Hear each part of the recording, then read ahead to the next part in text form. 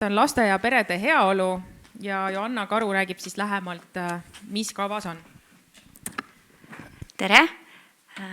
Mul on hea meel, ma näen veel vaatamata üsna hilisele ajale veel mõnda naeratavat nägu, nii et ju siis on olnud hea päev ja kõikidest nendest tegevustest on ka äratundmisrõõmu ja hea tuju, et nii palju asju järgmistel aastatel ette võetakse.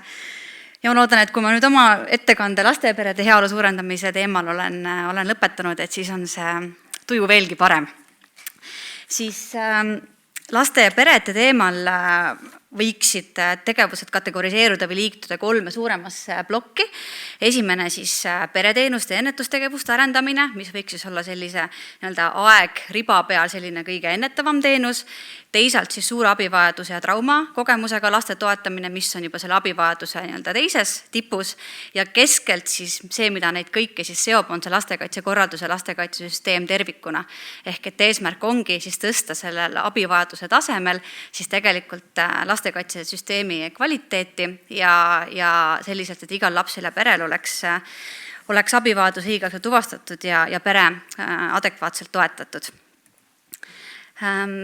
Laste ja perede toetamise ennetustegevuse raames on meil siis plaanis välja töötada lapsevanematele selline teabe- ja õppematerjalide pakett, mis siis valmistaks lapsevanemaid ette lapsevanemaks saamisel, kõik need rollid, kõik need õigused, kohustused, mis sellega kaasnevad ja loomulikult siis ka selle eesmärgiga, et lapse arengut võimalikult hästi nendel esimestel eluaastatel toetada. Siis on vägivalla või väärkohtlemise ennetamiseks just lapse varases eas ja selliste positiivse vanemlike oskuste arendamise eesmärgil on siis plaanis ka välja töötada ja rakendada just riskiperedele mõeldud 0–2-aastaste laste vanematele siis selline spetsiaalselt neile välja töötatud vanemlike oskuste arendamise programm. Samuti soovime siis tuua maale vähem või seni vähem kaetud sihtgruppidele vanemlusprogramme, nagu näiteks teismeliste vanematele, et toetada laste vanemate omavahelist läbisaamist ja just selle teismelise vanema spetsiifikast ja vajadustest lähtuvalt siis seda pere toetada. Ja samuti on plaanis siis ka laiendada seniseid vanemlusprogramme, mis ei ole olnud kõikides kohalikes omavalitsuses ja kindlasti mitte kõikidele peredele võrdselt kättesaadav, et siis uue ESFI raames oleks nii-öelda põld suuremalt ja terviklikumalt kaetud siis kõikide vanemaharidust pakkuvate programmidega. Ja mulle meeldis eelmine ettekanne, mis Merlin rääkis just sellest täiskasvanu haridusest ja iseenese ja enda täiendamisest, siis tegelikult ma usun, et selline vanemaharidus ja paarissuhtealane enese koolitamine ja täiendamine on samuti hästi oluline osa, et ilmselt on raske ette kujutada, et hea suhe kodus või head kodused suhted kindlasti panustavad ka üldiselt inimese heaolusse ja paljudesse teistesse valdkondadesse samuti, tema elus töö ja nii edasi. Et julgen soovitada, olen ise käinud vanemahariduse programmi läbi ja võin kinnitada, et tõesti selline universaalne teadmine siis igas valdkonnas. Siis see on nüüd KOV-idele konkreetselt mõeldud siis ennetus- ja peretöökeskuste arendamiseks, nende loomiseks, nende teenuste arendamiseks, et siis nende pereteenuste arvu ja kättesaadavust kohalikus omavalitsuses või kohalikul tasandil siis toetada. Selle eelarve on kokku 2 miljonit eurot ja plaanis on ta siis jagada 2 etapis. Esiteks siis 2023. aasta esimeses kvartalis 500 000 eurot ja siis 2025. aasta alguses 1,5 miljonit eurot. Ja need tegevused siis, mille jaoks me näeme nende tegevuste või selle vahendite jagamist on siis kõigepealt palgatoetus, mis oleks siis sellise ennetus- ja peretöökeskuse juhi positsioon täiskohaga ning siis mängutöö juhendaja koordinaatori koormus pool kuni täis töökohta. Ja samuti siis pereteenuste arendamiseks ja kättesaadavuse paremaks tagamiseks. Ja need on siis just nimelt need kohalikud omavalitsused, kes soovivad need pereteenuseid arendada või luua ja siis ka neid, kes juba olemasolevat soovivad siis paremaks teha. Ja siin on näiteks on perepesade mudel, et perepesade mudel siis ongi mõeldud selliseks koondavaks katuseks, siis, kus on siis asjakohane teave lastevanematele, erinevad tõendused, teaduspõhised teenused, programmid ja eeskätt siis mõeldud või sihitatud just lapseootel vanematele kuni siis tegelikult kuni lapse kooli minekuni vähemalt välja.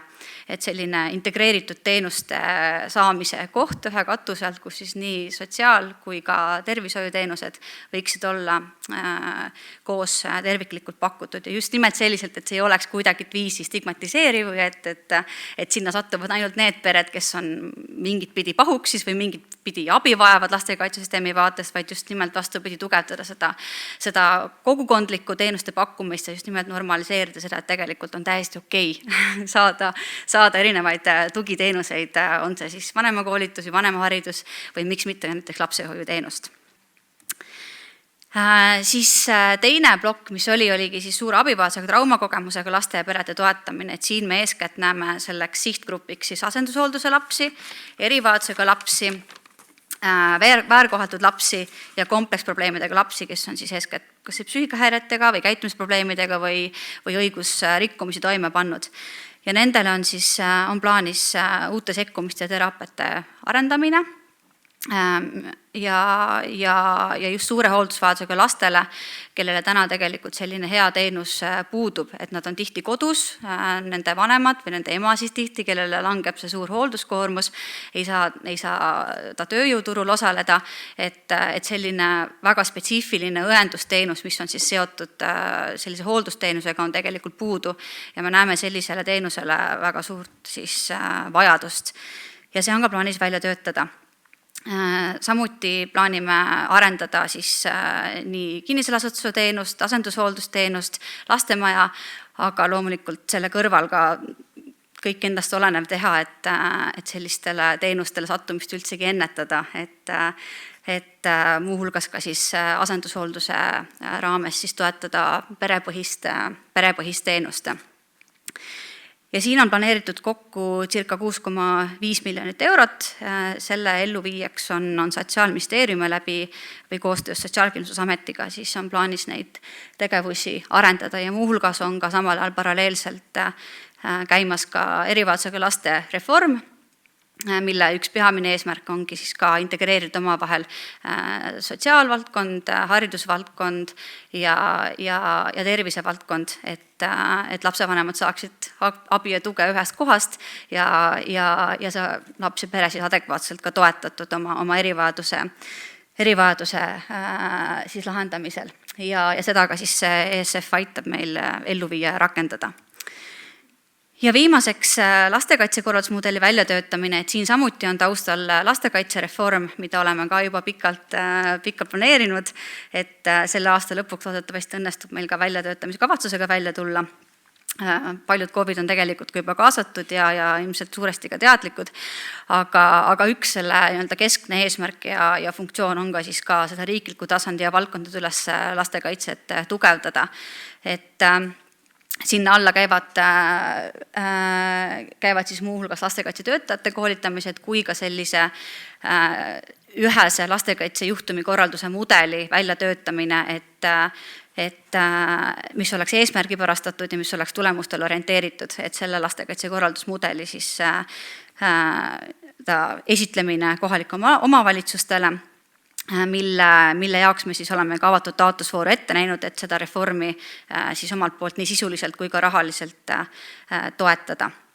Ja loomulikult ei ole ainult siis lastekaitsetöötajate heaolu või sellise töö kvaliteedi tõstmiseks staari arendamine või ka nende enda oskuste, pädevuste arendamine oluline, vaid tegelikult ka sellise kogu organisatsiooni juhtimise ja organisatsiooni kultuuri arendamine, et nii-öelda see keskkond, kus siis lastekaitsetöötaja töötab.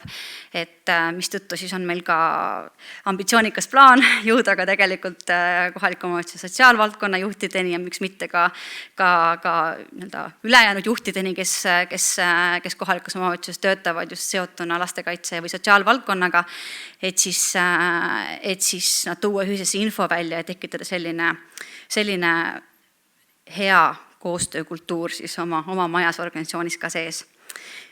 Ja nagu ütlesin, taotlusvoor on siis selle lastekaitsekorraldusmudeli jaoks ette nähtud 12 miljonit eurot.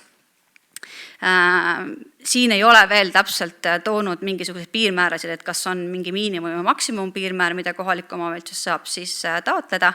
Küll aga me teame, et see toetuseelarve võiks siis olla circa 12 miljonit ja pereteenuste arendamise ja kättesaadavuse parandamise planeeritud eelarve on siis 2 miljonit eurot ja seal oli see ka, võib-olla libisin sealt kiiresti üle, ma lähen kiiresti tagasi, mul ei olnudki seda siin. Okei. Et siin oli jah, et see töötaja palgakulu on siis maksimaalselt 100 000 eurot ühe kohaliku omavalitsuse kohta ja teenuste siis kättesaadavuse ja arendamise taotluse piirmäär on siis kuni 50 000 eurot ühe KOV-i kohta, nii et siis circa kuni 150 000 eurot on siis hetkel planeeritud KOV-idele siis selle pereteenuste ja kogukonna tasandi ennetuse ja tugevdamiseks, et siis umbes niimoodi peaks jaguma kõikidele KOV-idele. Ja kui on küsimusi, siis jällegi Kerli, Joanna, mina ja Marge oleme Sotsiaalministeeriumis kontaktid ja igati valmis ja rõõmsad teile kõikidele küsimustele vastama, ka praegu. Aitäh, Joanna!